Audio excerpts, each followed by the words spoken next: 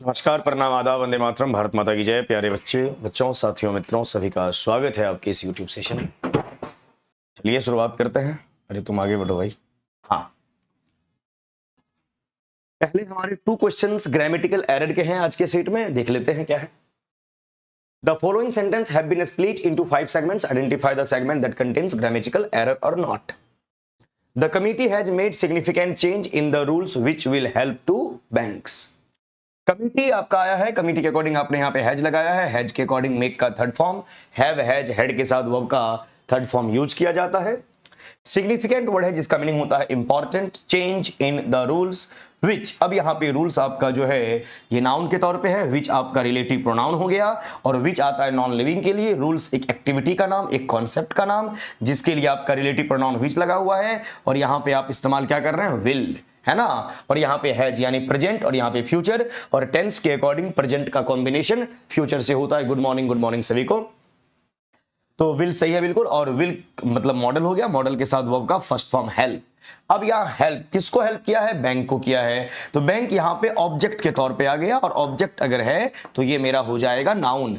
और यहाँ पे नाउन के लिए प्रेपोजिशन आपका बिल्कुल प्रॉपर नहीं है, यहाँ नाउन को क्वालिफाई करने के लिए आर्टिकल द होना चाहिए था। यानी the committee has made significant change in the rules which will help the banks. Correct option आपका हो जाएगा C4 कनाडा। सभी का आंसर, सबने आंसर नहीं दिया, एक ने दिया है, सुप्रिया ने, योगी, अनुराग ऑफिशियल C। वेरी गुड, बहुत बढ़िया, बहुत अच्छे। प्रियंका ने भी बोला C, बहुत अच्छे। क्वेश्चन नंबर 2 की बात कर लेते हैं। 2 में भी आपका ग्रामेटिकल एरर ही फाइंड करना है। Our knowledge of history does not come to our help and sometimes we even fail to remember who invented America। समझ गए होंगे एरर कहां पे है। Our knowledge of history, knowledge हमारे सेंटेंस का सब्जेक्ट है और नॉलेज के अकॉर्डिंग यहां पे डज का इस्तेमाल किया गया। डज वर्ब की बात करेंगे तो ये आपका सिंगुलर है, तो इसका मतलब है नॉलेज हमारा होता है सिंगुलर नाउन। यानी नॉलेज की बात करोगे तो ये अनकाउंटेबल नाउन है, और अनकाउंटेबल नाउन नंबर के according all the time singular. Does singular और हेल्पिंग वर्ब के साथ नॉट का इस्तेमाल, और डू डज डिड के बाद जो वर्ब आता है कम आया है, यानी वर्ब का फर्स्ट फॉर्म बिल्कुल करेक्ट है। Do does did action verb का first form. To our help and sometimes we even fail, we आपका प्लूरल, फेल V1 आ गया। Remember who invented. अब यहां पर देखिए भाई, इन्वेंट किसी चीज को आप करेंगे, अमेरिका को इन्वेंट नहीं किया गया था, अमेरिका को डिस्कवर्ड किया गया था, है ना। डिस्कवर्ड वर्ड आएगा। इन्वेंट किसी चीज को, जैसे ये बोर्ड है, इसको इन्वेंट किया गया है, रेडियो को इन्वेंट किया गया था, तो अमेरिका डिस्कवर्ड आएगा। करेक्ट आंसर C4 कनाडा आपका आंसर है। पिंकी यादव, गुड मॉर्निंग जी, गुड मॉर्निंग। बहुत अच्छा नाम है आपका पिंकी। पिंकी मेरी मदर का नाम है ना जी। चलिए बहुत बढ़िया, हमारी माते का नाम है पिंकी। आइए नंबर 3 की बात करते हैं। Fill in the blanks. For me breakfast, इस वर्ड का प्रोनाउंसिएशन आप बढ़िया से करेंगे। हम लोग बोल देते हैं ब्रेकफास्ट, फास्ट नहीं होता, फर्स्ट होता है। FIRST वर्ड का जो आप उच्चारण करते हो ना, फर्स्ट, वही होता है ब्रेकफास्ट, ना कि ब्रेक फास्ट। ब्रेकफास्ट कभी नहीं बोलना, ब्रेकफास्ट बोलेंगे, बिकॉज आप लोग बनोगे टीचर, टीच करोगे बच्चों को, तो आपका प्रोनाउंसिएशन बेहतर होना चाहिए। For me breakfast is dash best meal of the day. अब यहां पर बेस्ट वर्ड की बात है, ये आपका हो गया सुपरलेटिव डिग्री, और सुपरलेटिव डिग्री के साथ आर्टिकल द अपन को चाहिए। देखते हैं किस ऑप्शन में है, ए, एन और द। करेक्ट ऑप्शन हो जाएगा C4 कनाडा। ठीक है जी, चलिए बहुत बढ़िया। नंबर 4 की बात कर लेते हैं। क्वेश्चन में football is dash most popular sport in the world. अब यहां पर फुटबॉल इज, अब मोस्ट भी आपका क्या है, सुपरलेटिव डिग्री है। आपको मालूम होना चाहिए कि हमारे पास 2 वर्ड है, मैनी और मच। ये हमारा एडजेक्टिव भी होता है, ये हमारा प्रोनाउन भी होता है, और ये हमारे एडवर्ब के तौर पे भी काम करता है। तो मैनी और मच की अगर आप बात करेंगे, फिर यहीं पे आ जाता है मोर, है ना, और मोर कंपैरेटिव डिग्री होता है तो हम देन का इस्तेमाल कर देते हैं, और फिर यहीं पे आ जाता है मोस्ट, जो कि हमारा हो जाता है सुपरलेटिव डिग्री, और सुपरलेटिव डिग्री के साथ हमें आर्टिकल द का इस्तेमाल करना पड़ता है। तो मैनी और मच की बात करेंगे तो ये हो जाएगा पॉजिटिव डिग्री। मोर की बात करते हैं तो ये हमारा होता है कंपैरेटिव, और मोस्ट की बात करते हैं तो ये हमारा होता है सुपरलेटिव, है ना। और देन क्यों लगाया, देन लगाते हैं कंपैरेटिव डिग्री में, बिकॉज ये हमारा कंपैरेटिव कंजंक्शन होता है, THAN, देन इसको हम बोलते हैं कंपैरेटिव कंजंक्शन। ध्यान रखेंगे। और मोस्ट सुपरलेटिव, सुपरलेटिव के पहले आर्टिकल द लगेगा, तो वहां पे मोस्ट का इस्तेमाल आप किए हैं, यहां पे आर्टिकल द होना चाहिए। बहुत ही आसान सा question, A and the. Correct answer आपका हो गया सी फॉर कनाडा। बहुत बढ़िया। लाइव क्लास में ब्रेक आ रहा है सर, मतलब क्लास रुक रुक के चल रही है क्या, बताएंगे? और किसी को प्रॉब्लम है? और एक चीज और देखो, बार बार डेली बोलना पड़ता है, जितने बच्चे हैं प्लीज आप सेशन को लाइक कर दिया करें। आप जितना लाइक करोगे ये उतना आगे बढ़ेगा, है ना। ये मुझे डेली बोलना पड़ता है, अच्छा नहीं लगता। आप लोग फटाफट अपने तरीके से लाइक कर दिया करें। थोड़ा रुक रहा है, हो सकता है नेट का फ्लक्चुएशन हो, है ना। एडवर्टीजमेंट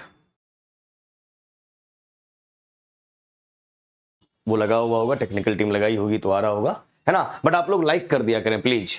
आप लाइक करते हैं तो हमें बड़ा मोटिवेशन मिलता है। अगर अच्छा लगे तो लाइक करना है, जबरदस्ती नहीं करना कि सर बोल रहे तो कर दिया। लगे बढ़िया तो कर देना है।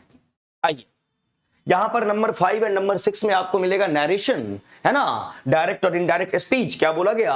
आई told him that he was not working hard. ये इनडायरेक्ट में है, इसको डायरेक्ट में ले जाना है। तो सबसे पहले टोल्ड की बात कर रहे हैं, यानी कि V2 का मामला, यानी रिपोर्टिंग वो हमारा गया है पास्ट में।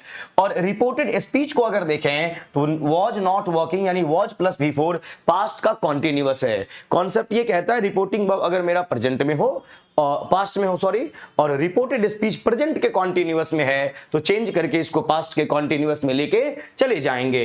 तो आई सेड टू हिम, ठीक है। और मैंने कल भी आपको बोला था, जब कभी भी आप सेड का इस्तेमाल करोगे इसके साथ टू लगेगा, देन आप ऑब्जेक्ट का इस्तेमाल करेंगे। और वहीं पे अगर हम टोल्ड का इस्तेमाल कर देंगे, टोल्ड डायरेक्ट ऑब्जेक्ट लेगा, no preposition.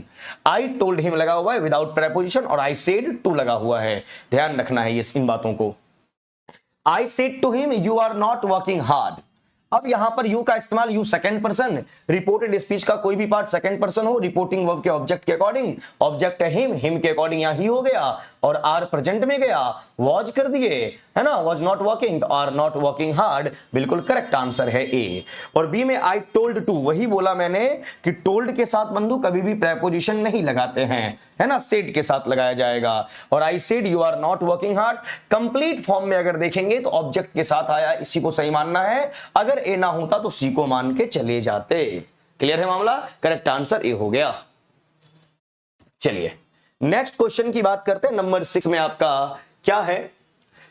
His father ordered him to go to his room and study। अब देखिए यहां पे ऑर्डर की बात की गई है, ऑर्डर्ड, और ऑर्डर्ड भी आपके किस फॉर्म में है? सेकंड फॉर्म में, यानी पास्ट का मामला।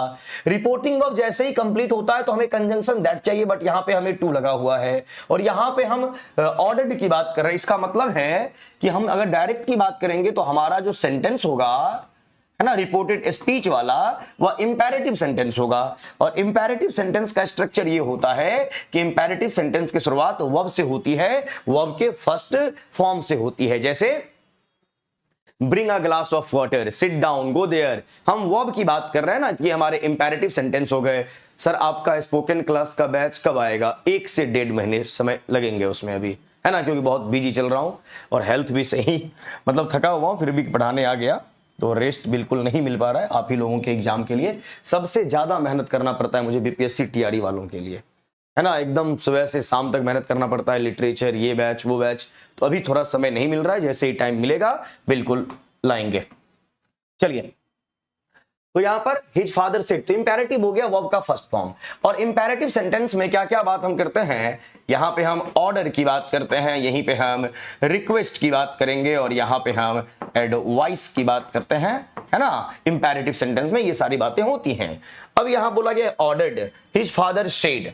अगर सेड ऑब्जेक्ट लेगा तब टू लगाना है, अगर विदाउट ऑब्जेक्ट है तो फिर टू का यूज नहीं करना। His father said go to your room and study. अब यहां देखिए गो टू हिज, अब योर जो है किस फैमिली का मेंबर है? यू फैमिली का मेंबर है, और यू आपका होता है सेकंड पर्सन। रिपोर्टेड स्पीच का कोई भी पार्ट अगर आपका सेकंड पर्सन तो रिपोर्टिंग वर्ब के ऑब्जेक्ट। अब यहां पे ऑब्जेक्ट है नहीं, लेकिन यहां पे माना गया है हिज, तो हो सकता था his father said to him, ऐसा लिखा होगा, एज्यूम करना है, मानना है, और हिम के अकॉर्डिंग यहां हिज किया, तो go to your room and study, बिल्कुल करेक्ट आंसर ए होगा। बी में his father said to him, मान लिया, go and study in your room. अब देखिए यहां पे यहां बोला गया go to his room and study, तो सेंटेंस के सीक्वेंस को भी आपको मेंटेन करना पड़ेगा। Go and study in your room नहीं, go to your room and study, जो यहां बोला गया वही होना चाहिए। तो यहां पे सेंटेंस पैरेलल नहीं जा रहा है, इसीलिए बी को हमने सिलेक्ट नहीं किया। और सी में हिज फादर साउटेड, कोई भी पिता चिल्ला के नहीं बोलेगा जाओ पढ़ाई करो, है ना, आदेश दिया है, आदेश दिया गया है पिताजी के द्वारा। तो हिज फादर साउटेड नहीं, ओ गो राइट नो, अभी जाओ टू योर स्टडी रूम, है ना, ऐसे नहीं। सब सेंस लगेगा बट आपको सेंस यहां पे पकड़ना पड़ेगा। बात एक ही है, सेंटेंस कोई सा भी एरर नहीं है, बट कॉन्टेक्स्ट के अकॉर्डिंग अगर देखेंगे तो अप्रोप्रिएट हमारा ए ऑप्शन माना जाएगा।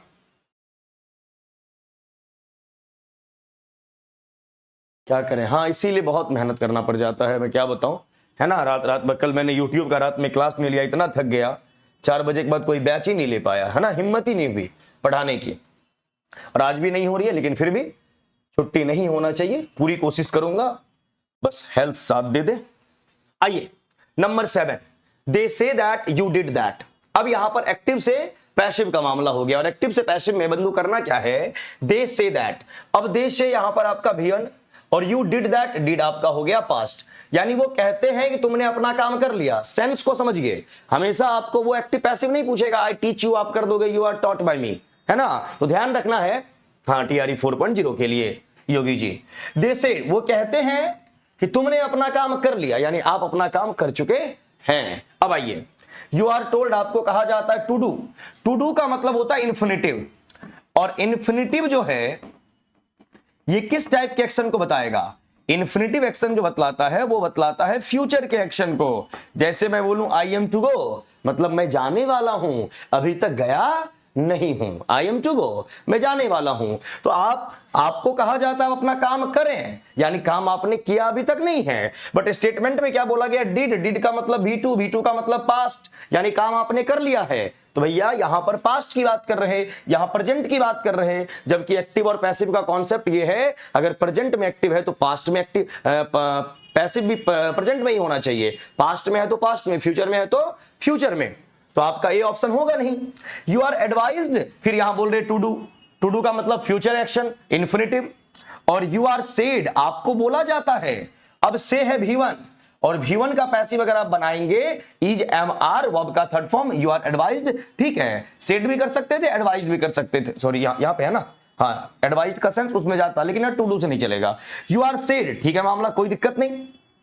टू हैव डन, अब यहां देखिए क्या लिखा हुआ है, टू हैव डन। अब इसी कॉन्सेप्ट को समझिए, मैं अपने फाउंडेशन बैच में ये सब बहुत अच्छे तरीके से डील करता हूं। जैसे ही आप इन्फिनिटिव की बात करते हैं, इन्फिनिटिव का क्लासिफिकेशन जान लीजिए, पूरा कॉन्सेप्ट क्लियर हो जाएगा।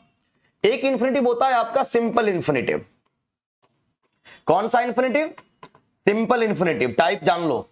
सिंपल के बाद दूसरा इन्फिनिटिव का टाइप जो है उसको हम बोलते हैं प्रोग्रेसिव इन्फिनिटिव, प्रोग्रेसिव इन्फिनिटिव। तीसरा जो हमारा है उसे हम बोलते हैं परफेक्ट इन्फिनिटिव। कौन सा इन्फिनिटिव, परफेक्ट। और लास्ट में आपका आता है परफेक्ट प्रोग्रेसिव इन्फिनिटिव। आप लोगों ने, बहुत बच्चों ने ई आंसर कर दिया, रॉन्ग है आंसर, परफेक्ट प्रोग्रेसिव इन्फिनिटिव। अब आइए देखते हैं, सिंपल इन्फिनिटिव का जो आपका स्ट्रक्चर है वह स्ट्रक्चर ऐसा होता है 2 + V1, 2 + V1। प्रोग्रेसिव का मतलब होता है कॉन्टिन्यूअस, इसका स्ट्रक्चर हो जाता है 2B V4। और अगर परफेक्ट इन्फिनिटिव की बात करेंगे तो इसका स्ट्रक्चर होता है 2 हैव V3। और परफेक्ट प्रोग्रेसिव की जैसे ही हम बात करते हैं तो इसका स्ट्रक्चर हो जाता है 2 हैव बीन V4। अब आइए यहां बात करते हैं सिंपल इन्फिनिटिव 2 + V1, ये जिस एक्शन की बात करता है वो एक्शन आपका हो जाता है फ्यूचर का। ये 2B V4 की जो बात कर रहे हैं यानी प्रेजेंट में कॉन्टिन्यू है वो एक्शन, है ना, कॉन्टिन्यू एक्शन को।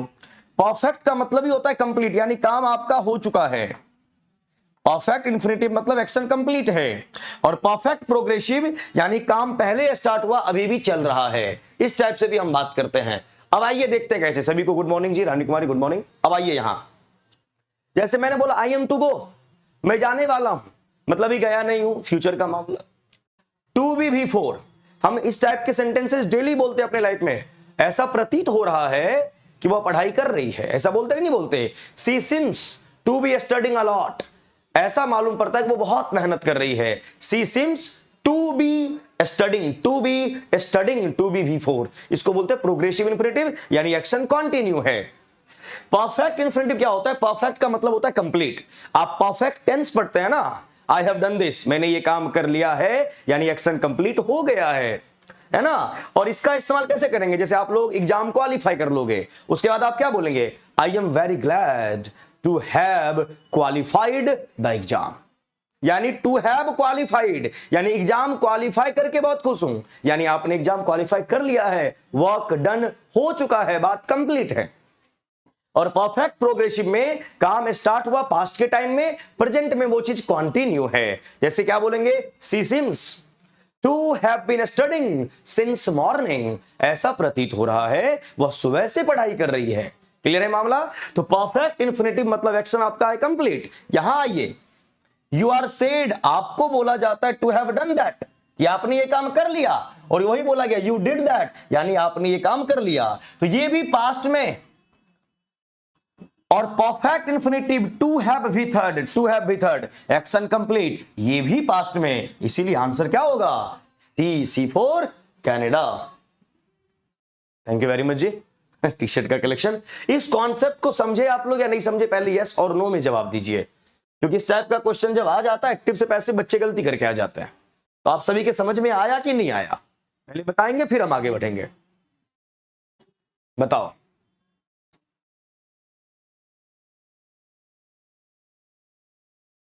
Yes sir. किसी को डाउट होगा पूछ लेना, क्योंकि सारे बच्चे ई करके निकल रहे थे। ई नहीं होगा, सी होगा। आ जाइए। आई एम डूइंग सम्स, ये शब्द बहुत ही आसान है, आराम से कर लेंगे, है ना। प्रेजेंट का कॉन्टिन्यूअस, आईएनजी के बदले में बीइंग का इस्तेमाल करेंगे। Is am are being V third, sums are done.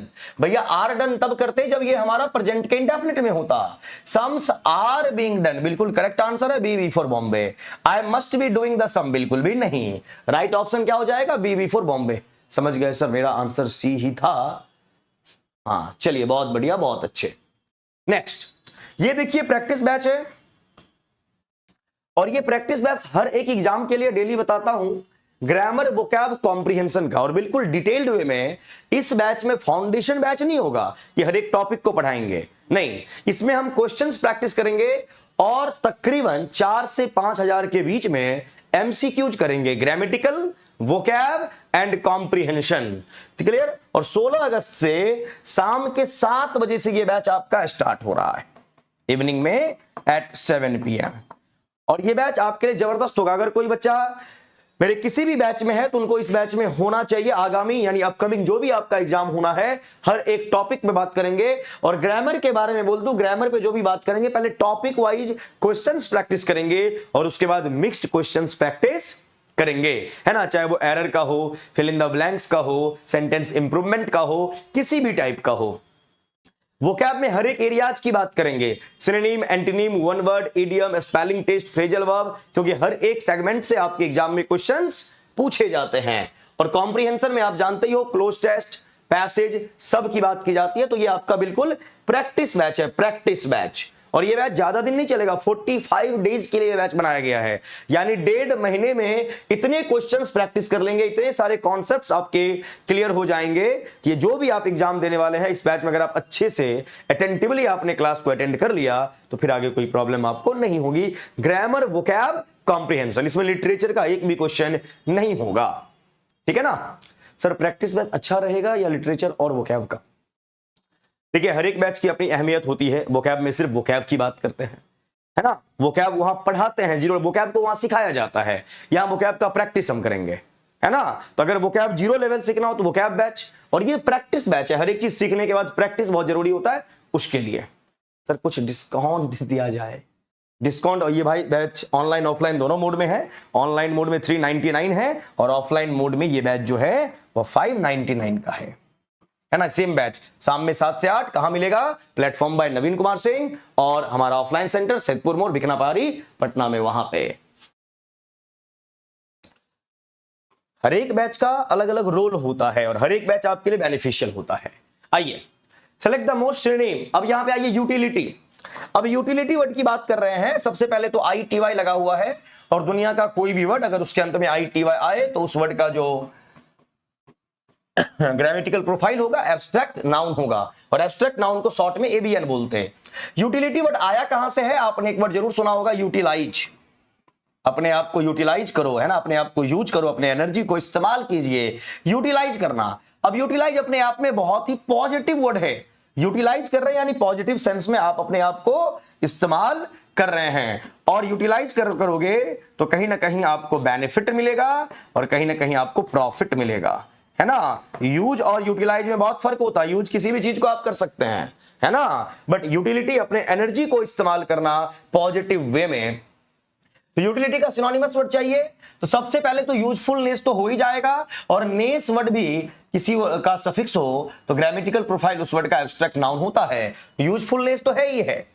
Benefit, क्योंकि हम पॉजिटिव सेंस में जा रहे तो बेनिफिट भी होगा और प्रॉफिटेबिलिटी भी होगी। करेक्ट आंसर हमारा हो जाना है डी फॉर दिल्ली। ये सब समझ गए आप। और यूटिलिटी ITY क्या क्या वर्ड होता है? Humanity, morality, dignity, modesty, honesty, है ना, प्रायोरिटी, ढेर सारे वर्ड्स हैं। चलिए नेक्स्ट क्वेश्चन नंबर 10 की बात करें। वर्ड आया है कंपैशन, ION सफिक्स। मैं बार बार इन सभी बातों पे जोर डालता हूं डेली, क्योंकि आप वर्ड को पहचाने, शब्द को पहचानना बहुत जरूरी है। कंपैशन वर्ड के लास्ट में ION है तो ये वर्ड हमारा हो जाएगा नाउन, ध्यान रखना है। अब आइए कंपैशन वर्ड को समझते हैं, क्या है ये। कंपैशन बहुत ही पॉजिटिव वर्ड है। आप हिंदी में एक वर्ड सुनते हैं करुणा का भाव, दया का भाव, है ना, संवेदना जिसको बोलते हैं, सेंसिटिव होना, इमोशनल होना, क्लियर। उस सेंस में कंपैशन वर्ड का इस्तेमाल किया जाएगा। तो कंपैशन का शुद्ध हिंदी मीनिंग जो होता है वो होता है करुणा का भाव, दया का भाव, ममता। तो आपका यहां पे हो जाएगा काइंड। काइंड इसी को हम बोलते हैं क्या? मर्शी। इसी को हम क्या बोलते हैं? सिंपैथी, सहानुभूति, कंडोलेंस, कंडोलेंस, है ना, सहानुभूति देना, कंसोलेंस, कंसोल करना, कंसोलेंस, है ना, सहानुभूति देना। उस सेंस में आप कंपैशन वर्ड की बात करते हैं।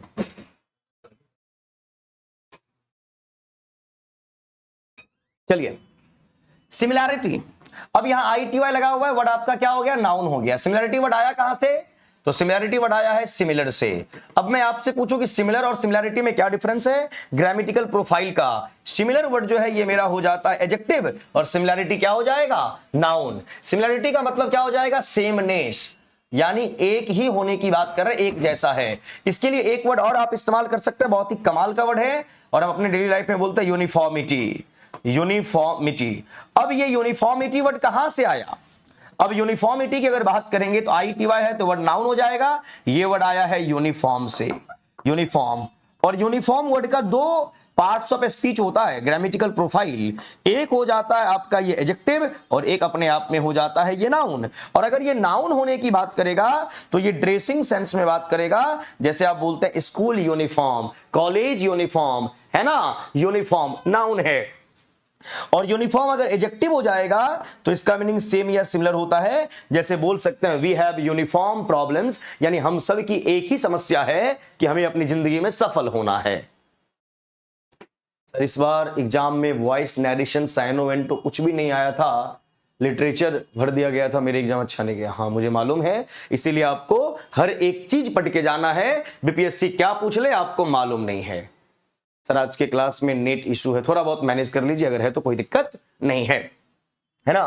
तो यूनिफॉर्म का वो मीनिंग होता है, हाँ लीनियर भी हो सकता है, बिल्कुल एक लाइन में होना, है ना, एक लाइन में होना, एक वे में होना, पैरेलल होना, उस सेंस में भी हो जाएगा। योगी जी बहुत बढ़िया, मैं लिख ही देता हूं लीनियर, बहुत बढ़िया। और इसको याद कैसे रखोगे? तो लीनियर में लाइन यानी एक लाइन में होना, एक पैरेलल होना, है ना, इस सेंस में बात करेंगे। करेक्ट आंसर आप सिमिलरिटी। और सी में वर्ड आया है कॉन्ट्रास्ट।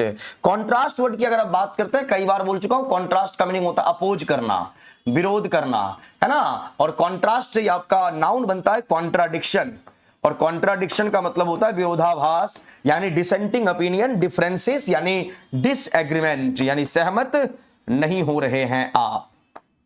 अब आइए आंसर फाइंड करें। कंपैशन मींस होता है दया, और ये आपके सिनोनिमस वर्ड है, तो भैया हमारा आंसर काइंडनेस हो जाएगा। नेस लगा हुआ है, वर्ड हो गया हमारा नाउन, ध्यान रखना है। ए फॉर आगरा आपका आंसर है। चलिए नेक्स्ट बात करें कंसोलिडेट। अब कंसोलिडेट वर्ड के लास्ट में एटी लगा हुआ है। अब एटी किसी भी वर्ड के लास्ट में हो, इसका दो पार्ट्स ऑफ स्पीच हो सकता है। एक तो ये वर्ब हो जाता है, दूसरा ये एडजेक्टिव हो जाता है। एडजेक्टिव में आपने एक वर्ड जरूर सुना होगा, पैशनेट। सबसे पहले तो एक वर्ड होता है पैशन, और इसी पैशन से आपका वर्ड बन जाता है पैशनेट होना। यू शुड बी पैशनेट, है ना। क्या मतलब होगा, पैशन के लास्ट में ION है तो वर्ड मेरा नाउन हो गया, और पैशनेट ये वर्ड हमारा एडजेक्टिव होता है। बोलते हैं ना, he is very passionate, mister Shahrukh Khan is very passionate, है ना, बहुत जुनूनी इंसान है, उस सेंस में बात करेंगे। और कंसोलिडेट वर्ड आपका यहां पे वर्ब के तौर पे काम कर रहा है। तो एटी किसी भी वर्ड का सफिक्स हो, वो या तो वर्ब हो सकता है या आपका एडजेक्टिव हो सकता है। आतिफ शेख ही लगे ना सर, जो आंसर की आता है उसमें कुछ आंसर गलत हो जाता है। हाँ, एक दो थोड़ा बहुत टाइपिंग मिस्टेक हो जाता है, मतलब हमारे टाइपिस्ट महोदय से, तो थोड़ा आप मैनेज कर लेंगे, इसी के तो डिस्कशन होता है। और यहां मैं बता देता हूं कौन सा आंसर की में आंसर रॉन्ग दिया हुआ है, बिकॉज मैं देख के आता हूं कहां पे क्या मिस्टेक हो रखी है। अब आइए यहां पे कंसोलिडेट वर्ड को ब्रेक करते हैं। सबसे पहले यहां पर वर्ड आया है कॉन, CON। कॉन वर्ड का मीनिंग होता है टुगेदर। डेली बोलता हूं आपको, आपके पार्ट्स ऑफ स्पीच का एक पार्ट है कंजंक्शन। कॉन का मीनिंग होता है टुगेदर, जंग का मीनिंग होता है जोड़ना, जहां पे दो चीज आके जुड़े। आप जंक्शन जाते हो ना, जंक्शन में क्या होता है, आप ट्रेन पकड़ने जाते हैं। अब यहां से आपको दिल्ली जाना है, तो पटना की ट्रेन पकड़े, दिल्ली गए, तो वो रेल, वो ट्रेन, वो रेलगाड़ी पटना और दिल्ली को क्या किया, आपस में जोड़ने का काम किया। तो जंग का मीनिंग होता है जोड़ना, JUNCT, जंक्ट। ION लग जाएगा, वो नाउन हो जाएगा। और कॉन का मीनिंग टुगेदर, कंजंक्शन का काम होता है जोड़ने के लिए, कंजंक्शन सॉरी, है ना, यानी दो नाउन, दो फ्रेज, दो वर्ड, दो फ्रेज, दो क्लॉज को वो कनेक्ट करेगा। तो कॉन का मीनिंग होता है टुगेदर, यानी एक साथ। और यहां पर वर्ड आया सॉलिड। सॉलिड का सेंस किससे होता है, सॉलिड का सेंस होता है स्ट्रेंथ से, मजबूती से, है ना, काफी सॉलिड है उस सेंस में। तो कंसोलिडेट वर्ड का मीनिंग क्या हो जाएगा, मजबूतीकरण, है ना। और आप एक वर्ड भर भर के सुनते हैं, एम्पावरमेंट।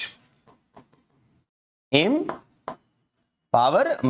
विमेन एम्पावरमेंट, नारी सशक्तिकरण, है ना, किसी भी चीज को स्ट्रॉन्ग करने के सेंस में कंसोलिडेट वर्ड आता है। और यहां पे आपका वर्ड क्या आया है, वीकेंड। वीकेंड वर्ड कहां से, वीक आपका होता है एडजेक्टिव। ध्यान से समझिए चीजों को, अगर मैं सिर्फ वीक वर्ड की बात करूंगा तो ये हमारा क्या होगा, एडजेक्टिव। और एडजेक्टिव के लास्ट में EN लगा देते हैं तो वर्ड बन जाता है हमारा वर्ब। जैसे ये वीकेंड आया है, WEAKEN, तो वीकेंड क्या हो गया हमारा, वर्ब के तौर पे। ध्यान आपको रखना है, क्लियर है मामला। अब आइए वीकेंड कमजोर। अब कमजोर के लिए कौन कौन सा वर्ड आता है, आपने एक वर्ड जरूर पढ़ा होगा, brittle, BRITTLE। Brittle one word में भी पूछा जा सकता है, something that can be broken very easily, जिस चीज को, आवाज नहीं जा रही, hello hello hello hello hello hello hello, एक 1 मिनट, हेलो हेलो हेलो, आवाज तो जा रही है, आवाज तो जा रही है, आ जाइए। चलो ऐसे ही रहने देते हैं, उसके बाद लगा लेंगे। तो ब्रिटल का मतलब होता है something that can be broken very easily, जिस चीज को आसानी से तोड़ा जा सके। या इसी के लिए एक वर्ड इस्तेमाल होता है फ्रेजाइल। क्या वर्ड इस्तेमाल होता है, फ्रेजाइल, यानी कमजोर होना। क्लियर। अब आइए एक्सपेंड वर्ड है, एक्सपेंड। अब इस एक्सपेंड वर्ड की बात करेंगे तो इसका पार्ट्स ऑफ स्पीच होगा वर्ब। इस एक्सपेंड से नाउन बन जाता है एक्सपेंशन, EXPANSION, एक्सपेंशन वर्ड की बात करते हैं। और यहीं पे आप कंफ्यूज होंगे, क्या कंफ्यूजन होगा, देखिए जरा ध्यान से। एक तो इसका एडजेक्टिव बन गया एक्सपेंसिव, और एक इसी से मिलता जुलता वर्ड हो जाता है एक्सपेंसिव, EXPENSIVE। अब इन दोनों वर्ड्स में क्या डिफरेंस है, 1 मिनट प्लीज, 1 मिनट रुक जाएंगे, इस माइक को लगाने में भी प्रॉब्लम होता है। चलिए आ जाइए। हाँ, अब देखो ये एक्सपेंसिव में ए है, यहां पे क्या है, ई है। इस एक्सपेंसिव वर्ड का मीनिंग हो जाएगा किसी भी चीज को, किसी भी चीज के रेंज को बढ़ाने से, बिकॉज एक्सपेंड से निकल के आया एक्सपेंडर वर्ब, एक्सपेंशन नाउन हो गया, ध्यान रखना। और एक्सपेंसिव वर्ड जो है आई भी लगा हुआ है, तो वर्ड आपका क्या हो जाएगा बंधु, एडजेक्टिव हो जाएगा। तो इसका मतलब होता है किसी भी चीज को इनलार्ज करना, यानी बड़ा करना। क्लियर है मामला, इनलार्ज। और ये जो एक्सपेंसिव है, ये एक्सपेंसिव का मतलब एक्सपेंडिचर, और एक्सपेंडिचर के स्पेलिंग को याद रखिए, EXPENDITURE, और एक्सपेंडिचर यानी खर्च, यानी चीजें बहुत महंगी हैं, तो इस एक्सपेंसिव का लेना देना कॉस्टली से हो जाता है ना, ध्यान रखना है। और ये ए वाला यानी किसी भी चीज को क्या करना, इनलार्ज करना, बड़ा कर देना, उस सेंस में बात करेंगे। यहां पे एक वर्ड आया डिस्ट्रॉय, कई बार मैं आपको पढ़ा चुका हूं डिस्ट्रॉय वर्ड का मीनिंग क्या होता है, कहां पे लिखे, एक तो बोर्ड ही छोटा पड़ जाता है, डैमेज, है ना। करेक्ट आंसर कंसोलिडेट का एंटोनिम इसका होता है मजबूतीकरण और वीकेंड कमजोर होना। करेक्ट आंसर ए हो जाएगा, ए फॉर आगरा। नेक्स्ट देखिए नंबर 12 की बात करो, वर्ड आया है ट्रिवियल। अब इस वर्ड का सफिक्स एल है, एल भी किसी भी वर्ड के लास्ट में हो, उस वर्ड का पार्ट्स ऑफ स्पीच आपका होता है क्या, एडजेक्टिव। जैसे हम क्या बोलते हैं, नेशन से बनता है नेशनल, नेचर से बनता है नेचुरल, कन्वेंशन से कन्वेंशनल, ट्रेडिशन से ट्रेडिशनल, है ना। और यहां पे ट्रिवियल एल लगा हुआ है, और एल किसी भी वर्ड का सफिक्स होगा बंधु, उसका ग्रामेटिकल प्रोफाइल, उसका पार्ट्स ऑफ स्पीच आपका क्या हो जाएगा, एडजेक्टिव। सॉलिट्यूड का मतलब होता है जो सन्यासी लोग होते हैं ना, जो एकांतवास में रहते हैं, जिनको एकांतवास पसंद है, बट वो एकांतवास वो क्या बोलते हैं, डिप्रेशन वाला नहीं है, डिप्रेशन वाला हो जाता है लोनली, बोलते हैं ना, लोनली फील कर रहे, मन नहीं लग रहा, अकेले अकेले से है ना। बट सॉलिट्यूड वो इंसान जिसको एकांत चाहिए, जो एकांत में काम कर सके, जिस सन्यासी लोग जो होते हैं एकांतवास चाहिए। सॉलिट्यूड सॉलिड होने के सेंस में, जो अकेले में मस्त है, उस सेंस में बात करते हैं, बहुत ही पॉजिटिव वर्ड है। आइए यहां पे ट्रिवियल, अब ट्रिवियल वर्ड का मीनिंग देख लो। ट्रिवियल का सेंस बहुत ही नेगेटिव हो जाता है, ट्रिवियल का मतलब होता है तुच्छ हिंदी में, जिसका कोई वर्थ ही ना हो। यानी इस वर्ड का सिनोनिमस अगर आप लिखेंगे तो वर्थलेस हो जाएगा, है ना, यूजलेस हो जाएगा, जिसका कोई इंपॉर्टेंस नहीं है ना। एक वर्ड होता है ट्रिफल, छोटी मोटी चीजें, ट्रिफल। अब आइए 2-4 वर्ड में लिख देता हूं। एक वर्ड मैंने लिखा इनसिग्निफिकेंट। अब इनसिग्निफिकेंट वर्ड मैं कई बार आपको बता चुका हूं, इनका मीनिंग क्या होता है, इनका मीनिंग होता है नॉट, और सिग्निफिकेंट वर्ड का मीनिंग क्या होता है, सिग्निफिकेंट का मतलब होता है इंपॉर्टेंट, यानी नॉट इंपॉर्टेंट यानी महत्वपूर्ण नहीं है, और नॉट प्लस इंपॉर्टेंट क्या हो जाएगा, अनइंपॉर्टेंट, अनइंपॉर्टेंट। और अनइंपॉर्टेंट में भी आपका प्रीफिक्स आ गया अन, जिसका मीनिंग होता है नॉट, यानी जो चीज महत्वपूर्ण नहीं है। तो इनसिग्निफिकेंट, अनइंपॉर्टेंट, सिग्निफिकेंट, इंपॉर्टेंट याद रखेंगे आप। चलिए सीरियस वर्ड का सफिक्स ओयूएस है, और ओयूएस किसी भी वर्ड के लास्ट में हो तो भी एडजेक्टिव होता है, आपको अच्छे से मालूम है। और अगर सीरियस कोई भी चीज है तो आप उस चीज पे अटेंशन देंगे, ध्यान देंगे, यानी वो चीज काफी अटेंटिव है। कोई पेशेंट मान लो सीरियस हो जाएगा तो जो भी मेडिकल स्टाफ है उस पर बहुत ध्यान देंगे, अटेंशन देंगे, कॉशस करेंगे, काफी केयरफुल रहेंगे, यानी वहां ध्यान देना पड़ेगा। वो छोटी मोटी बातें नहीं है, वो चीज आपके लिए अगर बात की जाए तो वहां पे उस सेंस में वो चीज आपके लिए क्या हो जाएगा, उस मोमेंट में इंपॉर्टेंट हो जाएगा। और उसी इंपॉर्टेंट को आप अभी नहीं पढ़ा, अभी सिग्निफिकेंट आपने पढ़ा, है ना। रिलेट करके जरूर पढ़ा कीजिए, कभी भी रटने की कोशिश मत कीजिए। इंट्रिकेट वर्ड आया है, और इंट्रिकेट वर्ड एटी लगा हुआ है, यहां पे ये वर्ब होगा और एडजेक्टिव भी होगा। और इंट्रिकेट वर्ड का मतलब होता है जो चीज उलझा हुआ है, जो चीज फंसा हुआ है, आसानी से समझ में नहीं आ सकती। इसके लिए क्या क्या वर्ड, एक वर्ड होता है क्वैगमायर। अब क्वैगमायर वर्ड का लिटरल मीनिंग होता है दलदल, और दलदल में कुछ भी फंस जाता है ना, तो फंसने के सेंस में। क्वैगमायर के बदले आप एक वर्ड लिख सकते हैं यहां पे पजल। जब भी कोई पहेली होती है आसानी से उसका मीनिंग समझ में नहीं आता है, पजल के लिए एक वर्ड इस्तेमाल करते हैं रिडल, है ना, ध्यान रखेंगे। इसी को हम बोलते हैं कॉम्प्लिकेटेड है, बड़ा ही कॉम्प्लेक्स है, जटिल है, सॉल्व नहीं हो पा रहा है ना। ध्यान आप जरूर रखेंगे इन बातों का, ट्रैप्ड, फंस चुका है। और काम का मतलब क्या होता है, काम मतलब बिल्कुल शांत होना, और काम के साथ हम क्या फ्रेज इस्तेमाल कर देते हैं, काम एंड कंपोज्ड, बड़ा ही शांत स्वभाव का इंसान है, कूल इंसान, है ना, कैप्टन कूल, धोनी की बात कर सकते हैं। तो काम एंड कंपोज, बिल्कुल शांत रहने वाला, सूदिंग पर्सनालिटी, SOOTHING, जहां से आपको पॉजिटिव वाइब्स आए, जहां सुकून मिले आपको, उस सेंस की बात करते हैं। अब आइए, तो ट्रिवियल हो गया तुच्छ और सीरियस, है ना, ध्यान देना पड़ेगा। करेक्ट आंसर ये हो जाएगा, एंटोनिम की हम बात कर रहे थे, और काम वर्ड जो है ये वर्ब और एडजेक्टिव दोनों होता है, ध्यान आपको रखना है। पायस पर्सनालिटी, पायस मतलब होता है बहुत पवित्र होना। वर्ड है गवर्नमेंट बाय रीच, यानी सरकार चलाए लेकिन कौन, अमीर व्यक्ति। अब ओलिगार्की, ओलिगार्की में एक वर्ड आया है आर्क। आइए समझते हैं, मैं अपने वोकैब बैच में इसी तरीके से पढ़ाता हूं ब्रेक करके शब्दों को। ARCH आर्क अपने आप में रूट वर्ड है जिसका मीनिंग होता है रूल करना, शासन करना, है ना। और यहां से ढेर सारे वर्ड्स आप पढ़ते हैं। सबसे पहले तो आपने वर्ड पढ़ा है मोनार्क, MONARCH, पैट्रियार्क। आज के सेशन में थोड़ा वोकैब पे जोर डालूंगा मैं। पैट्रियार्क, एक वर्ड आपने पढ़ा है मैट्रियार्क। ढेर सारे वर्ड्स बन सकते हैं, है ना। एक वर्ड आप पढ़ते हैं एनार्की, ANARCHY। देखिए इन वर्ड्स को आप रटते हैं, रटना बिल्कुल भी नहीं है। अगर मोनार्क की बात करेंगे तो मोनार्क में एक वर्ड आया है मोनो, और मोनो वर्ड का मीनिंग होता है भैया सिंगल, है ना। और आर्क का मीनिंग पढ़ाया रूल यानी शासन। जब एक इंसान शासन करेगा वो मोनार्क कहलाएगा यानी किंग कहलाएगा। राजा एक ही होता है किसी भी प्रदेश का, तो भैया मोनार्क मीन्स हो जाएगा किंग। अब आप समझ गए किंग क्यों हुआ, क्योंकि मोनो का मीनिंग वन और आर्क का मीनिंग रूल करना। मोनार्क किंग या क्वीन की बात करते हैं। आइए पैट्रियार्क वर्ड की बात करेंगे तो पैट्री यानी इस वर्ड ये आया है पैटर से। संस्कृत में आप एक वर्ड सुनते हैं पैतृत्व, और पैटर का मतलब होता है फादर, और यहीं से आप ढेर सारा वर्ड पढ़ते हैं पैटर्नल यानी related to fathers, paternal uncle, ध्यान रखेंगे, है ना। और पैट्रियार्क आर्क का मीनिंग रूल हो गया। अब पिताजी का रूल करना मतलब नहीं कि बाप का शासन, नहीं। फादर का मतलब यहां पर मेल जेंडर की बात कर रहे हैं, यानी मेल डोमिनेट सोसाइटी, पुरुष प्रधान समाज, ऐसा समाज जहां पे एक पुरुष लीड करने का काम करेगा, है ना। और मैट्रियार्क वर्ड में कहां से वर्ड आया तो भैया मैटर से, और मैटर का मतलब क्या होता है मदर, और यहीं से आप क्या पढ़ते हैं मैटरनल, और मैटरनल मींस क्या रिलेटेड टू मदर्स, है ना।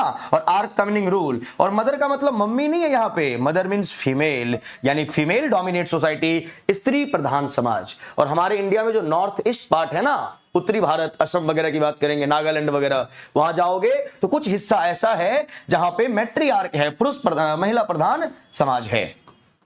और एनार्की वर्ड की बात करते हैं तो एन लगा हुआ है तो वर्ड का मीनिंग नॉट होता है, आर्क का मीनिंग रूल रेगुलेशन, जहां नियम कानून को फॉलो ना किया जाए, धज्जी उड़ा दी जाए। और एनार्की वर्ड से आपका एक कॉमन नाउन बन जाता है एनार्किस्ट। कई बार एग्जाम में पूछा जाता है A person who does not follow the rule and regulation is called anarchist। क्यों बोला गया ऐसा, बिकॉज एन का मीनिंग होता है आपका नॉट, एन का मीनिंग क्या होता है नॉट, आर्क का मीनिंग होता है रूल एंड रेगुलेशन, और IST किसी भी वर्ड के लास्ट में हो जाएगा कॉमन नाउन, और वो होगा ह्यूमन बीइंग यानी ऐसा मानव जो नियम कानून को नहीं माने, एनार्किस्ट। और इसी को हम क्या बोल देते हैं एंटी सोशल एलिमेंट, असामाजिक तत्व जो नियम कानून की धज्जी उड़ा दे, आर्क वर्ड से आया है।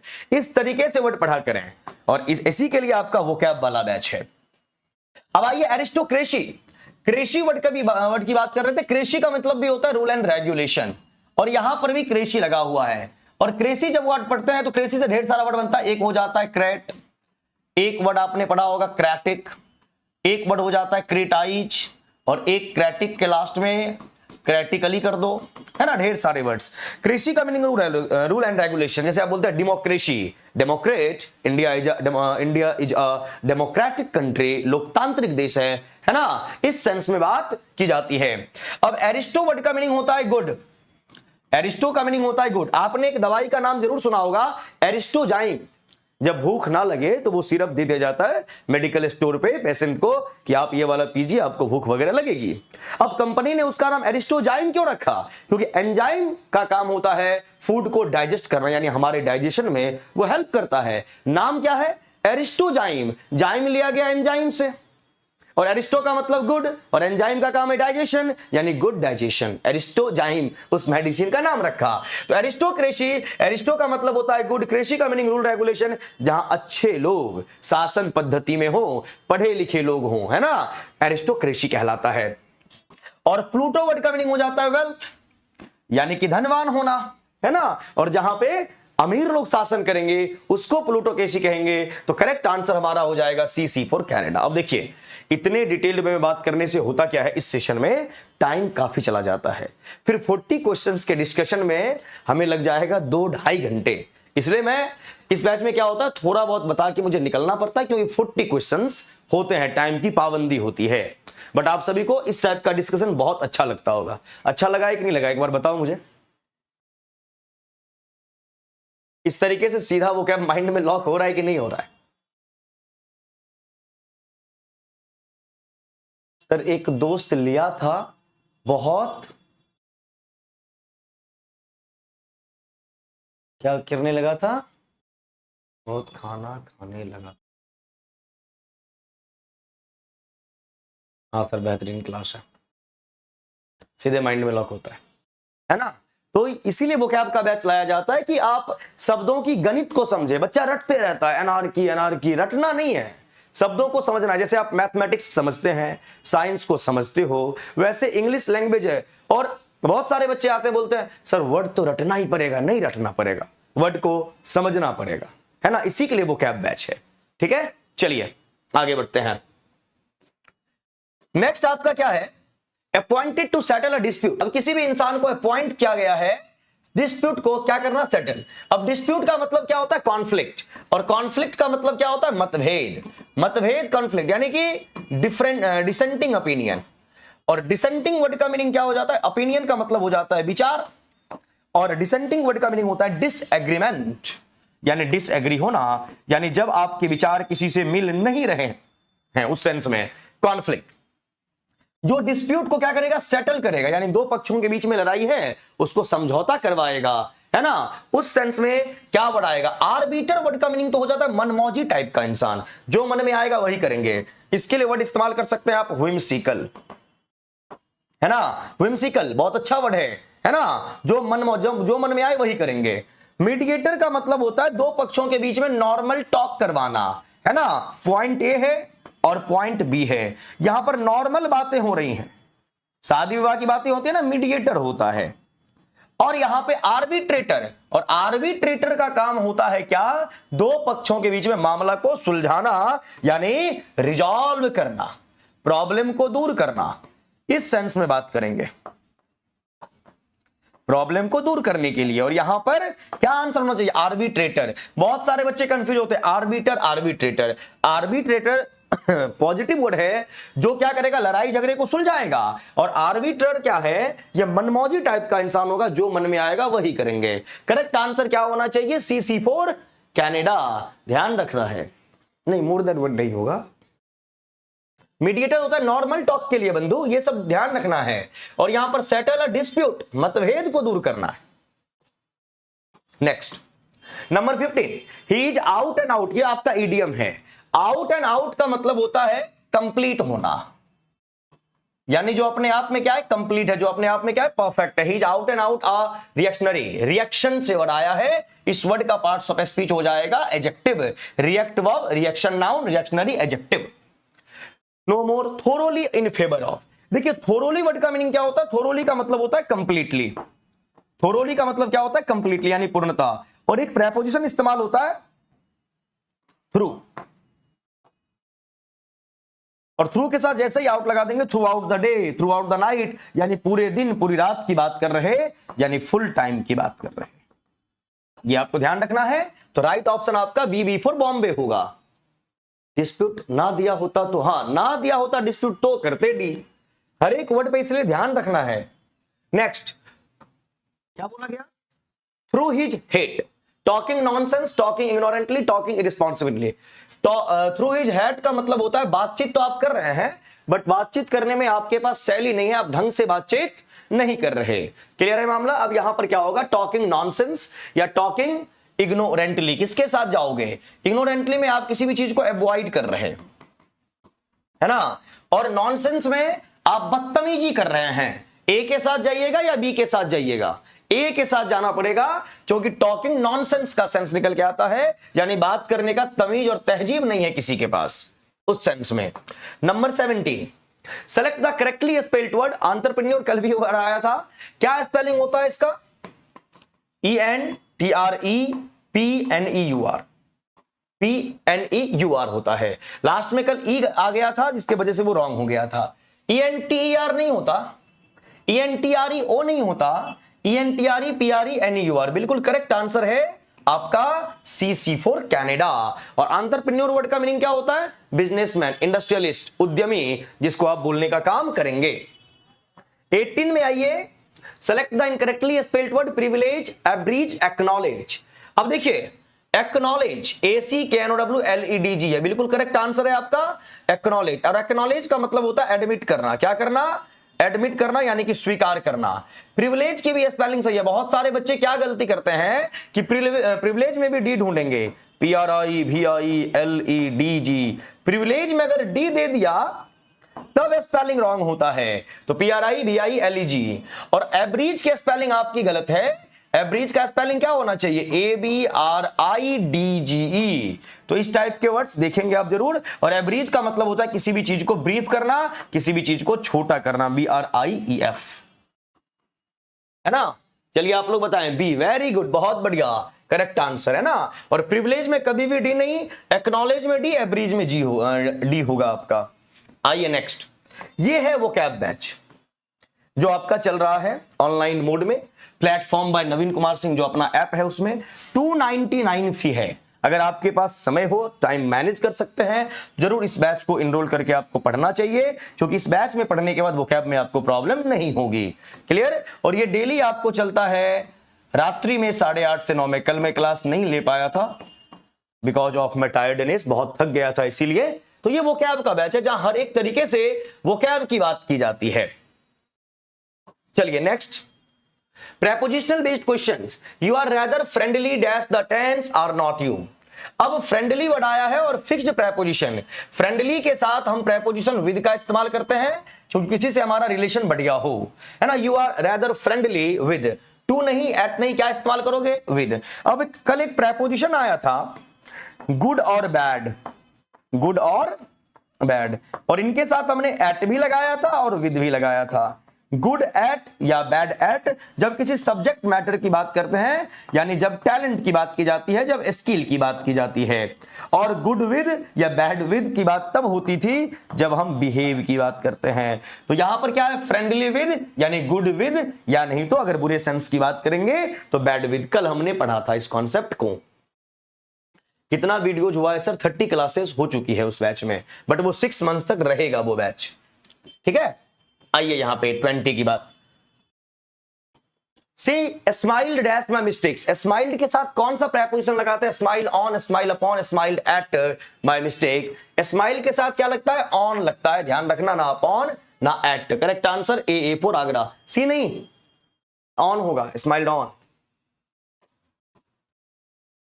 Dengue has dash in Delhi. वैसे इस वर्ड का प्रोनाउंसिएशन अगर करेक्ट फॉर्म में जानेंगे ना तो डेंजी पढ़ा जाता है, बट बोलचाल की भाषा में हम डेंगू बोलते हैं। डेंजी हैज डैश इन दिल्ली, ये आपका फ्रेजल वर्ब है। अब देखिए फ्रेजल वर्ब की बात कर रहे हैं, ब्रेक के साथ अप लगा हुआ है। अब ब्रेकअप का मतलब होता है किसी भी चीज का फिनिश होना। अब फिनिश कौन सा चीज होगा भैया? ब्रेकअप हम इस्तेमाल कर लेते हैं रिलेशन के सेंस में, नहीं। ब्रेकअप होता है किसी सेशन का समाप्त होना। जब कोई सेशन, जैसे ये आपका सेशन है यूट्यूब का, ये 1 आवर में कंप्लीट होता है, तो ये सेशन ब्रेकअप करेगा, एंड करेगा। और वहीं पे जब किसी का रिलेशनशिप खराब होता है तो वहां पे हम ब्रेकअप विद का इस्तेमाल करते हैं। ब्रेकअप विद, जैसे कैसे बोल सकते हो? Tiger Shroff broke up with, क्या नाम थे उनकी गर्लफ्रेंड का? दिशा पटानी। ब्रोक अप विद दिशा, है ना। तो रिलेशन जब समाप्त हो तो ब्रेकअप विद का इस्तेमाल करना है, और जब कोई सेशन समाप्त हो तो ब्रेकअप का इस्तेमाल करना है, ध्यान रखना है आपको। ब्रेक इनटू का मतलब होता है जबरदस्ती कहीं पे प्रवेश कर जाना। To enter forcefully, to enter forcefully, है ना। मान लो डकैत है, लुटेरे हैं, वो लूटना है, जबरदस्ती लूटेंगे, तो क्या बोला जा सकता है? The thief broke into the house. चोर घर में जबरदस्ती प्रवेश किए। ब्रोक इनटू करते या ब्रेक इन भी किया जाता है। और ब्रेक आउट, ब्रेक आउट का मतलब क्या होता है? ब्रेक आउट का मतलब होता है कोई भी चीज स्प्रेड हो चुका है, और स्प्रेड का मतलब क्या होता है? फैलना, है ना। जैसे हम बोल सकते हैं we should not break out pollution, हमें प्रदूषण नहीं फैलाने चाहिए। We should not break out pollution, ध्यान रखेंगे, है ना, फैल जाना। करेक्ट आंसर क्या होगा? डेंगू फैल चुका है दिल्ली में, ब्रोकन आउट। और हैज के बाद वर्ब का थर्ड फॉर्म, ब्रेक का थर्ड ब्रोकन होता है। 22 की बात कीजिए। Find the correct punctuated sentence. Punctuation marks वाले क्वेश्चन भी TRE1, TRE2, TRE3 में भी कुछ देखने को मिल गए थे। Mom said come home and have dinner. अब यहां पे आप कर रहे हैं डायरेक्शन की बात, डायरेक्ट से इनडायरेक्ट। डायरेक्ट वाले में रिपोर्टिंग वर्ब के बाद आपको यहां पे कोटेशन मार्क्स का इस्तेमाल करना होता है। Mom said come home and have dinner, यहां पे आपने exclamation, mom said quotation marks come home and have dinner, correct option आपका सी फॉर कनाडा हो गया, ध्यान रखना है। और 23 की अगर बात करें, find the correct punctuated sentence, she asked can I borrow your book. अब देखिए यहां पर आस्क कर रहे तो यहां पर भी पंक्चुएशन चाहिए, सी आस्क नहीं चलेगा, ये वाला आ गया correct answer, C for Canada, इसको बोलते हैं पंक्चुएशन। 24 में क्या है, find the correct poetic literary device और figure of speech in the given sentence. आपको यहां पे पोएटिक डिवाइस ढूंढना है, look like the innocent flowers, look like the innocent flowers, है ना, देखिए बिल्कुल इनोसेंट फ्लावर्स है। अब देखिए इसका आंसर आपके आंसर की में रॉन्ग दिया हुआ है। बहुत बच्चे यहां सीधा लाइक देखेंगे और लाइक देख के क्या कर देंगे, सिमिली होना चाहिए। अब देखो यहां पे समझाता हूं, एज या लाइक जब कंपैरिजन बताएगा तब आप सिमिली करोगे, तब सिमिली करना है ना। जैसे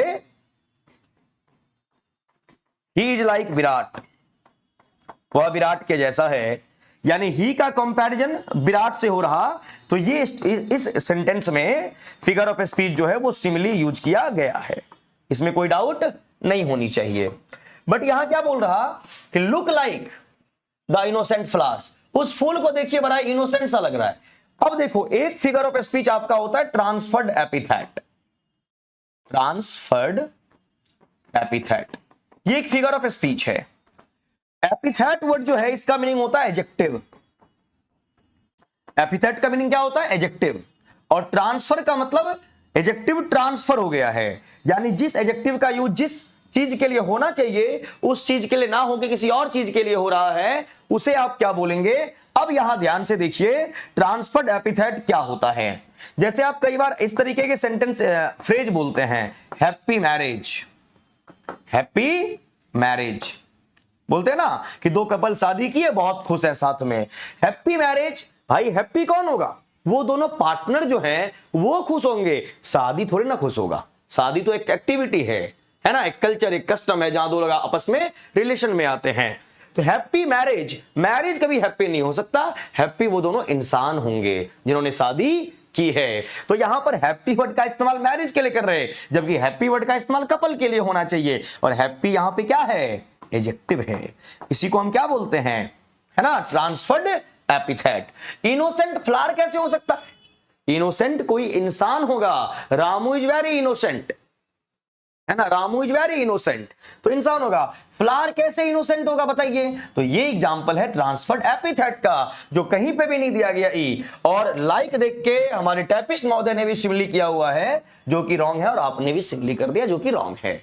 कोई खुश नहीं रहता है सर, वहम है, लगता है आपके पास ज्यादा अनुभव है, आपकी शादी हो रखी है क्या आ जाओ यहाँ पे भाई। हम तो जितने भी शादीशुदा लोगों को देखते हैं काफी खुश रहते हैं, वो अंदर जो चले लेकिन खुश तो रहते हैं। चलिए, life is a tale, tale की स्पेलिंग यहाँ पे रॉन्ग है, यहाँ पे और भी शादीशुदा लोग हैं, ऐसे ना बोलो चलिए, life is a tale told by an idiot.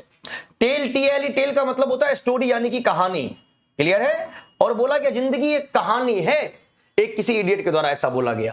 अब जिंदगी लाइफ का कंपैरिजन किससे कर रहे हैं, किसी कहानी से कर रहे हैं, जिंदगी अपने आप में एक कहानी है। तो यहां पर चल रहा है कंपैरिजन, और इस कंपैरिजन को बताने के लिए एज और लाइक वर्ड नहीं है, और एज लाइक नहीं है तो बंधु उसे हम क्या बोलेंगे, उसे हम बोलते हैं मेटाफर। क्या बोलते हैं, मेटाफर, ध्यान रखेंगे। पर्सोनिफिकेशन कल ही बताया था कि चाहे कोई एनिमल हो या कोई नॉन लिविंग कंटेंट हो, नॉन लिविंग कंटेंट हो, आप जब इसको लिविंग बना देते हैं तो बंधु ये क्या हो जाता है, इसको हम बोल देते हैं पर्सोनिफिकेशन। पर्सोनिफिकेशन मानवीकरण, है ना, क्लियर। जैसे कोर्ट्स ऑर्डर आपने बोला, कोर्ट का आदेश, भाई कोर्ट का आदेश थोड़े ना होगा, जज साहब आदेश देंगे, लेकिन हम क्या बोलते हैं कोर्ट्स ऑर्डर की, कोर्ट ने बोलने का काम किया। कोर्ट भाई एक परिसर है, एक बिल्डिंग है जहां और जज लोग बैठते हैं, वो आदेश देते हैं। बट आपने बोला कोर्ट का ऑर्डर है, यानी इसने आदेश दिया है, तो ये पर्सोनिफिकेशन का एग्जाम्पल हो गया। पैराडॉक्स क्या होता है, अभी आपने एक वर्ड पढ़ा था मेरे साथ, कॉन्ट्रास्ट, और कॉन्ट्रास्ट का मतलब क्या होता है? विरोध होना। तो ये आपका अपोजिट सेंस में बात करेगा, दो स्टेटमेंट जो आपस में अपोज होंगे, एक दूसरे का विरोध करेंगे, उस सेंस में बात की जाती है। नहीं सर, हो गई होती तो बोल ना पाते। हाँ, बात बिल्कुल सही है, मर्दों का यही हाल होता है। आ जाइए, करेक्ट आंसर C4 कनाडा है। नेक्स्ट क्वेश्चन, तैयारी 4 के बाद हो जाएगा, पेशेंस रखना है। चलिए, grammatical profile question. Virat's wife is an actress. Virat's wife is an actress. अब देखो यहां पे विराट के साथ क्या लगा हुआ है? एपोस्ट्रॉफी एस लगा हुआ है। किसी भी नाउन के साथ जब आप एपोस्ट्रॉफी एस लगाते हैं तो इसके बाद आपको एक नाउन चाहिए होता है। नाउन के साथ एपोस्ट्रॉफी एस लगेगा तो नाउन चाहिए। क्यों? जैसे मान लो यहां पे विराट से लिखा, सिर्फ विराट से लिख के छोड़ दें तो सेंस कंप्लीट नहीं होगा। विराट का, विराट का, विराट का, विराट का क्या है ना जी? तो विराट का, जैसे आपने बोला वाइफ, विराट्स वाइफ, अब हुआ सेंस कंप्लीट। वाइफ क्या है? नाउन, और जो नाउन को क्वालिफाई करता है उसे हम क्या कहते हैं? उसे हम कहते हैं एडजेक्टिव। तो भैया यहां पे नाउन एपोस्ट्रॉफी एस जो है ये एडजेक्टिव हो जाता है। ध्यान रखना, जब भी किसी नाउन में एपोस्ट्रॉफी एस का इस्तेमाल करेंगे वह आपका क्या हो जाएगा? एडजेक्टिव के तौर पे काम करेगा। तो यहां पर नाउन नहीं है, ये एडजेक्टिव है, विराट्स ब्रैकेट में डाल के रखा गया है। चलिए, आपने तो वाट ही लगा दिया सर का। नहीं, हमने कहां लगाया है ना? हम तो चाहते हैं हो आशीष सर भी जल्दी बंधन में बंध जाएं, इन्हें भी कोई रोकने कोई टोकने वाला हो, है कि नहीं है? चलिए, Virat has been playing for the last 15 years. अब यहां पर हैज बीन प्लेइंग और यहां पे टाइम दिया हुआ है, और कौन सा टेंस होगा? Present perfect. भैया प्रेजेंट परफेक्ट का स्ट्रक्चर जो होता है वो होता है आपका have plus has plus V third. Past perfect का स्ट्रक्चर क्या हो जाएगा? Had plus V third. और प्रेजेंट कॉन्टिन्यूअस का स्ट्रक्चर क्या होगा? Is, am plus are plus V4। यहां पर क्या है? Have, has been, V4। इसको बोलते हैं परफेक्ट कॉन्टिन्यूअस, जो किसी भी ऑप्शन में नहीं। ऑप्शन आपका हो जाएगा E, none of the above. Present continuous नहीं, प्रेजेंट परफेक्ट कॉन्टिन्यूअस। चलिए नेक्स्ट 28 की बात कर लें, लिटरेचर बेस्ड क्वेश्चंस। अब यहां से हम लिटरेचर पे बात करेंगे। A trivial comedy for serious people was the subtitle for, यानी किस पोयम का ये सब टाइटल है? ये जो एक लाइन है, a trivial comedy for serious people, ये किस पोयम का सब टाइटल है? तो ये इसका सब टाइटल है कि the importance of being earnest, the importance of being earnest, और इसके बाद लिखा जाता है a trivial comedy for serious people. Correct answer जो है वो हमारा होगा C4 कनाडा। अब आइए हर एक ऑप्शन की बात करेंगे। Every man in his humour, ये एक प्ले है। Every man in his humour एक प्ले है जिसको लिखा गया बेन जॉनसन के द्वारा, बेन जॉनसन के द्वारा, और ये पब्लिश हुआ 1598 में। और ग्रेटेस्ट राइटर जो आपके विलियम शेक्सपियर साहब हैं, विलियम शेक्सपियर साहब इस प्ले में एक्ट किए थे। यानी विलियम शेक्सपियर का राइटिंग करियर होने से पहले वो पहले एक्टर थे। सर आपकी शादी हो गई? नहीं, अभी नहीं हुई है, हो जाएगी। भैया के बात करेंगे, आशीष सर के बात कर लेंगे। आइए, तो विलियम शेक्सपियर है ना, ये जो आपका every man in his humour है, जो कि एक प्ले है जिसको लिखने का काम बेन जॉनसन ने किया। 1598 में ये पब्लिश हुआ और विलियम शेक्सपियर इसमें एक्ट किए थे। इसलिए विलियम शेक्सपियर को बोला जाता है बेन जॉनसन के साथ रहने वाले ये राइटर थे, और बेन जॉनसन से बहुत कुछ इन्होंने सीखा, और जब एक्ट किए उसके बाद ये प्ले राइट बने, उसके बाद ये राइटर बने, है ना? तो ये सब आपको ध्यान में रखना है। क्लियर? चलिए अब आइए, एवरी मैन है ब्लीथ स्पिरिट। ब्लीथ स्पिरिट जो है ये एक वर्क है, और इस वर्क के राइटर का नाम आपको बताना है। राइटर का नाम आपको बताना है। पब्लिशिंग ईयर मैं बता देता हूं, पब्लिशिंग ईयर है इसका 1941। इसके राइटर का नाम आप बताइए। और ये जो सी में है कि the importance of being earnest, a trivial comedy for serious people, ये किन्होंने लिखा है? तो एक राइटर है आपके Oscar Wilde. Oscar Wilde, Oscar Wilde writer है। और ये पब्लिश कब हुआ? तो ये पब्लिश हुआ है आपका 1895 में। क्लियर है मामला? कौन सा? The importance of being earnest. और ऑस्कर वाइल्ड राइटर हैं, ध्यान रखेंगे। ब्लीथ स्प्रिटी, इसके राइटर कौन है ये आपको बताना है। सर पैसेज हर दिन गलत हो रहा है, सिर्फ एक सही होता है, सब सही हो जाएगा, डोंट वरी, टेंशन आपको लेना नहीं है। चलिए आ जाइए यहां पे, इसका आपको बताना है राइटर का नाम, बताइए, तब तक मैं आगे बढ़ता हूं। 29 में बोल रहा विच फेमस एलिजी, एलिजी का मतलब क्या होता है, सैड पोयम, है ना, शोक गीत, जब किसी के मरणोपरांत किसी पे कुछ लिखा जाता है। Closes with the following lines, अब ये लाइन है जो कि एक सैड पोयम से एक एलिजी का पार्ट है। In the deserts of the heart let the healing, heal का मतलब होता है घाव को भरना।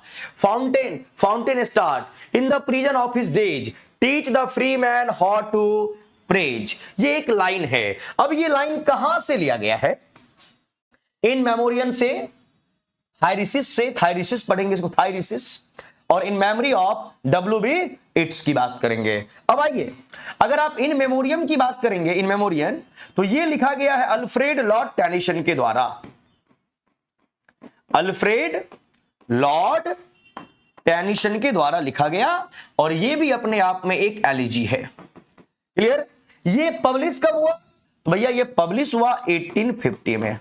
अब अल्फ्रेड लॉर्ड टेनिसन इन मेमोरियम एक एलिजी लिखे, 1850 में पब्लिश हुआ, किनके लिए, तो भैया इनके एक दोस्त थे, इनके एक फ्रेंड थे, उनका नाम है AHH।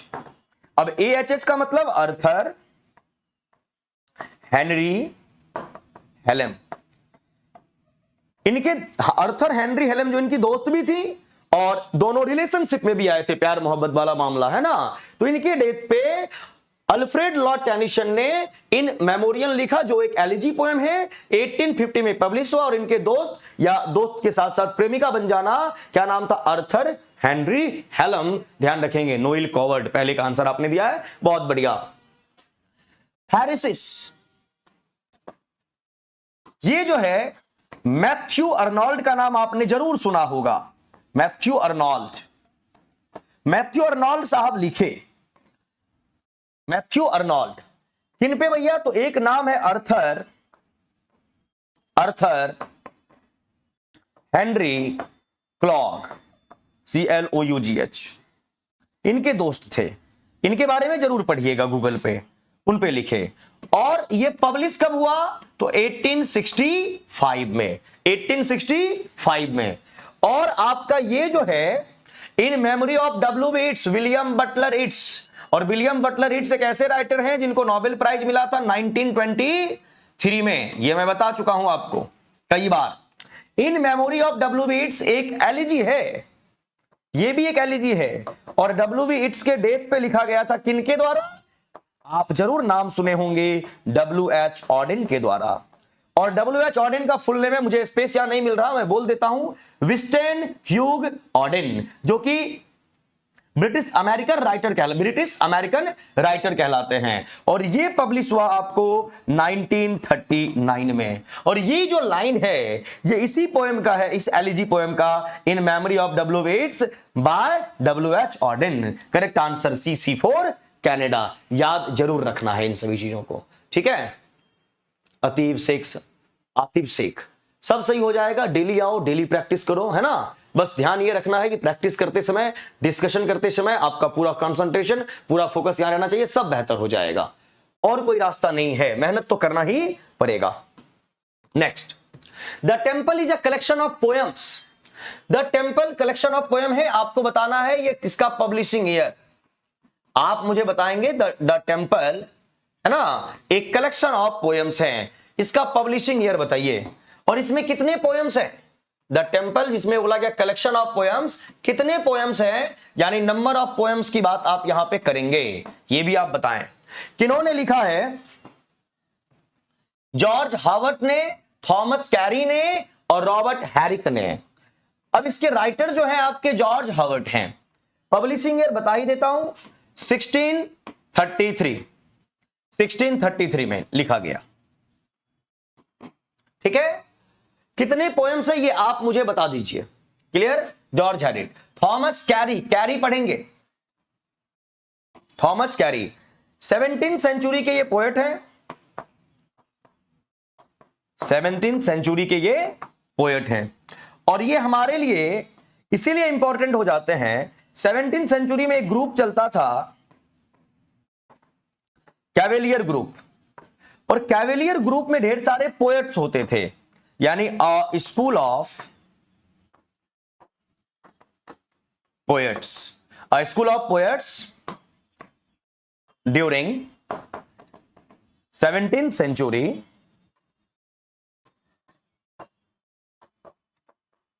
belongs to the classes who supported Charles first. Charles first king थे, आपको मालूम होना चाहिए, है ना। थॉमस कैरी 17th सेंचुरी के पोएट हैं, और उस समय एक ग्रुप चला करता था, कैवेलरी ग्रुप, और कैवेलरी ग्रुप में ढेर सारे राइटर्स, ढेर सारे पोएट्स होते थे जो सपोर्ट किनका करते थे, किनके फेवर में बात करते थे, चार्ल्स फर्स्ट। तो ये लाइन आपके लिए बहुत जरूरी है।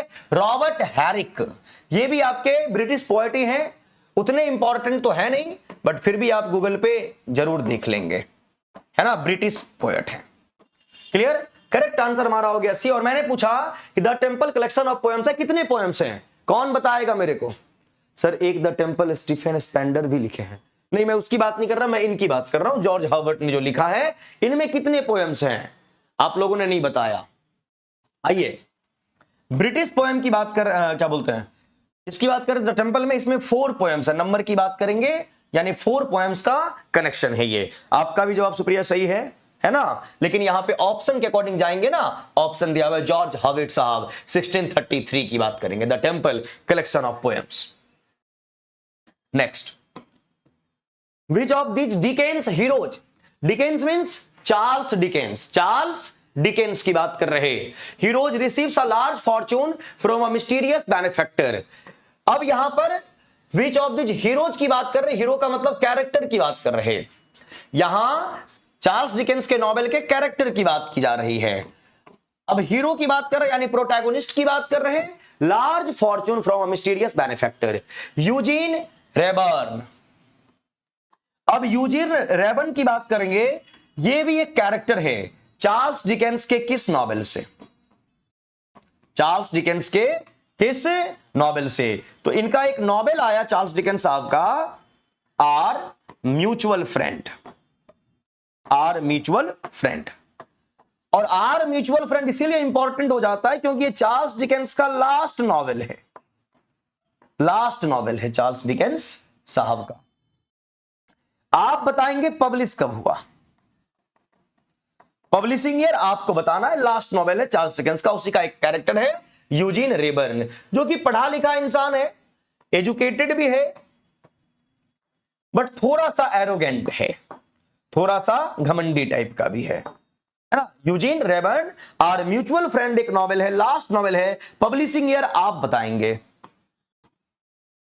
आर्थर क्लेनान, आर्थर क्लेनान एक नॉवेल है चार्ल्स डिकेंस साहब का, उस नॉवेल का नाम है लिटिल डॉरेट, लिटिल डॉरेट। क्लियर है मामला? इसका भी पब्लिशिंग ईयर आपको बताना है। आर्थर क्लेनान क्या कैरेक्टर है लिटिल डॉरेट नॉवेल का, पब्लिश कब हुआ ये आप बताओगे। फिलिप पिप ये प्रोटैगोनिस्ट है, ये हीरो है, ये एक्टर है, और ये किस नॉवेल, चार्ल्स डिकेंस का मोस्ट इंपॉर्टेंट, हर एक बच्चा जानता है, ग्रेट एक्सपेक्टेशंस, जानते होंगे आप, ग्रेट एक्सपेक्टेशंस। और ये कब पब्लिश हुआ ये आपको बताना है, पब्लिशिंग ईयर। चलिए बताओ बताओ बताओ। सर टाइम थोड़ा चेंज कर दीजिए क्योंकि क्लास लेट हो जाएगा। नहीं नहीं, ये इसी टाइम पे चलेगा रानी, कौन सा क्लास लेट हो जाएगा आपका। चलिए बहुत बढ़िया, ये पब्लिश हुआ म्यूचुअल फ्रेंड, लास्ट है 1865 में, 1865 में। आर्थर लिटिल डॉरेट की बात करेंगे, ये पब्लिश हुआ 1857 में, और ये ग्रेट एक्सपेक्टेशन जो है ये 1861 में। बहुत बढ़िया, बहुत अच्छे, चलिए बहुत बढ़िया। रानी आप किस क्लास की बात कर रहे हैं? 32। इसका आंसर नहीं दिया क्या? इसका आंसर हो जाएगा C. Emily Dickinson is middle name. Emily Dickinson जो है ये अमेरिकन ऑथर है, अमेरिकन ऑथर है, और ये कभी शादी नहीं की, एक लेडी हैं, और इनका पूछा गया मिडिल नेम, कई बार एग्जाम में पूछा जाता है, तो इनका मिडिल नेम जो है, बीच वाला नेम जो है वो है Elizabeth, Emily Elizabeth Dickinson. Correct answer C, American literature से बिलोंग करती हैं, ये मालूम होना चाहिए आपको। 33 की बात कीजिए, Wordsworth was named the dash in 1843। सबको मालूम होना चाहिए कि विलियम वर्ड्सवर्थ 1843 में क्या बने थे, पोएट लॉरेट बने थे। और अगर कभी ये पूछ दे कि भाई विलियम शेक्सपियर बोल रहा हूं, वर्ड्सवर्थ के प्रेडेशर कौन थे, प्रेडेशर मतलब इनसे पहले यानी इनके पूर्वाधिकारी कौन थे, और कभी अगर ये पूछ दे कि विलियम वर्ड्सवर्थ के सक्सेसर कौन थे यानी इनके बाद कौन बने, तो आपको बताना पड़ेगा कि प्रेडेशर में नाम आता है रॉबर्ट साउदी का, रॉबर्ट साउदी का। और रॉबर्ट साउदी जो बने थे वो जो ड्यूरेशन था वो 1830 टू 1843। और सक्सेसर की बात करोगे, विलियम वर्ड्सवर्थ 1843 से 1850 तक पोएट लॉरेट रहे। और सक्सेसर की बात करेंगे तो वही Alfred Lord Tennyson, Alfred Lord Tennyson. ये कब से कब तक, तो ये आपके रहे 1850 से 1892। अब अगर 18 की बात कर रहे हैं, 1830 टू 1843, 43 टू 50, 50 टू 1892, तो ये सेंचुरी जो हो गया वो हो गया 19th सेंचुरी सॉरी। और 19th सेंचुरी की बात जब करते हैं तो विक्टोरियन एरा की बात करते हैं। क्वेश्चन यहां से बनता है, विक्टोरियन एज या विक्टोरियन एरा की बात करेंगे। और विक्टोरियन एज की जब बात करते हो तो 1837 टू 1901 होता है। सवाल ऐसे आता है कि भैया सबसे ज्यादा समय तक विक्टोरियन एज में, विक्टोरियन एरा में पोएट लॉरेट कौन रहे, इस तरीके से सवाल पूछा जाता है। तो अगर आप विलियम वर्ड्सवर्थ को देखेंगे तो ये 7 ईयर रहे हैं, 43। साउदी को देखेंगे 13 टू 43 यानी 30 साल। और वर्ड्सवर्थ को देखेंगे 50 टू 49, 92, 42 ईयर्स। तो सबसे ज्यादा रहने वाले पोएट लॉरेट विक्टोरियन एज में जो रहे आपके अल्फ्रेड लॉर्ड टेनिसन रहे।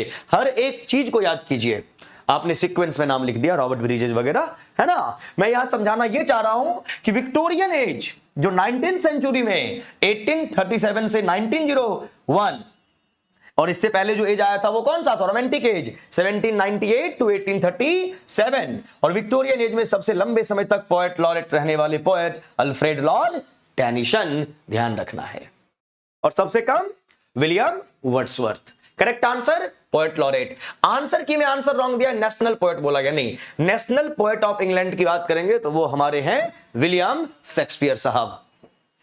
Which among the following was not authored by Khushwant Singh? Khushwant Singh के बारे में कल भी हम बात किए थे कि खुशवंत सिंह का एक और नाम है खुशहाल सिंह, खुशहाल सिंह। क्लियर। 1915 में ये पैदा हुए थे, कहां पर, हदाली एक जगह है, हदाली कहां पे, पंजाब। अब ये हदाली पंजाब कहां चला गया, पाकिस्तान में। और ये लाहौर यूनिवर्सिटी से पढ़ाई लिखाई भी किए थे, कौन, खुशवंत सिंह। खुशवंत सिंह आपके पॉलिटिशियन भी हैं, डिप्लोमेट भी हैं, यानी राज्यसभा के मेंबर भी बने थे, राइटर भी हैं, लॉयर भी हैं, मालूम होना चाहिए। 1947 में जब इंडिया और पाकिस्तान का डिवीजन हुआ तो उसी समय एक नॉवेल लिखे, ट्रेन टू पाकिस्तान, और इसका पब्लिशिंग ईयर है 1956। और इसी नॉवेल से इनको बहुत प्रसिद्धि मिली, नेम एंड फेम मिला खुशवंत सिंह को। डेली अ नॉवेल, इसका पब्लिशिंग ईयर आप बताएं हमें, daily a novel publishing year ये आपको बताना है। क्लियर। और इसके भी राइटर जो है आपके खुशवंत सिंह ही हैं, आप बताइए। और द शैडो लाइन्स एक इंडियन राइटर हुए Amitabh Ghosh, Amitabh Ghosh. Clear. Shadow lines लिखे, सिख दंगा पे लिखा गया था ये, और ये पब्लिश हुआ 1988 में। चलिए, डेली अ नॉवेल का पब्लिशिंग ईयर क्या होगा, कोई बताए मेरे को। डेली अ नॉवेल जो है ये पब्लिश हुआ था 1990 को।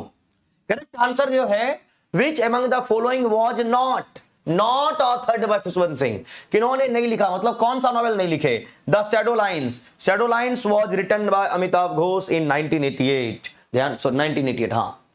चलिए कृप्ति, नाइट को 10 PM में लाइव क्लास नहीं था सर। हाँ कृप्ति, नाइट में मैं नहीं ले पाया था, मैं बहुत ज़्यादा थक गया था और इतना थक गया था कि मैं मतलब मुझे खड़े होने की हिम्मत भी नहीं थी, है ना, इसीलिए क्लास नहीं ले पाए थे। हाँ बिल्कुल, ऑफलाइन टेस्ट भी चलता है श्री सिन्हा जी, और क्लास आपका ऑफलाइन टेस्ट होता है मॉर्निंग में 8 से 8:30 में, ये वाला टेस्ट जो अभी आप डिस्कस कर रहे हैं। आज कृप्ति क्लास चलेगा 10 से 11 वाला, डोंट वरी। चलिए 35, in which year was Coleridge born? Coleridge साहब कब बॉर्न हुए? कॉलरिज मतलब एसटी कॉलरिज की बात कर रहे हैं, और एसटी कॉलरिज की बात करोगे 1772 में वो पैदा लिए हैं। अब आइए देखिए, ये पैसेज आपका रिपीट हो रहा है क्योंकि हमने 2-4 लास्ट वीक में ये कॉम्प्रिहेंशन पढ़ा था, आज हमारे टाइपिस्ट महोदय फिर से इस सेट में डाल दिए। ये रिपीटेड आपका है, एक बार आप देख लो, मैं पढ़ा ही देता हूं इसको, ये रिपीटेड है, एक पढ़ा चुका हूं मैं इसको। आइए फिर से प्रैक्टिस कर लेते हैं फटाफट। ऑफलाइन क्लास बिल्कुल है, ऑफलाइन क्लास बिल्कुल अभी मिलेंगे, उसमें 5-10 मिनट का लेट हो सकता है, बिकॉज ये आपका जो क्वेश्चन है, इसको अगर डीपली प्रैक्टिस नहीं करेंगे तो उसमें बेनिफिट हमें मिलेगा नहीं, और डीपली प्रैक्टिस करने के लिए 1.5 घंटे लग ही जाते हैं, है ना। तो परेशान नहीं होना है, इस सेशन को कंप्लीट करेंगे, फिर 1 कप गर्मा गर्म चाय पियेंगे, फिर आपका 12:30 वाला क्लास बिल्कुल लेंगे, है ना। आ जाओ। Marie Curie was one of the most accomplished का मतलब होता है expert scientist in history, together with her husband, अपने हस्बैंड के साथ, हस्बैंड का नाम है पियरे। सी डिस्कवर्ड रेडियम, ये हम लास्ट वीक में पढ़े हुए थे, इसलिए पढ़ाने में मुझे उतना मजा नहीं आ रहा है।